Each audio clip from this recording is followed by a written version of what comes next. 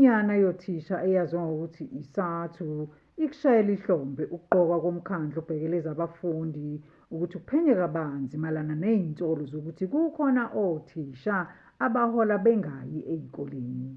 Kukholakala ukuthi kunothisha abahola iholo ngaphandle kokuthi bafike mathupha ezikoleni.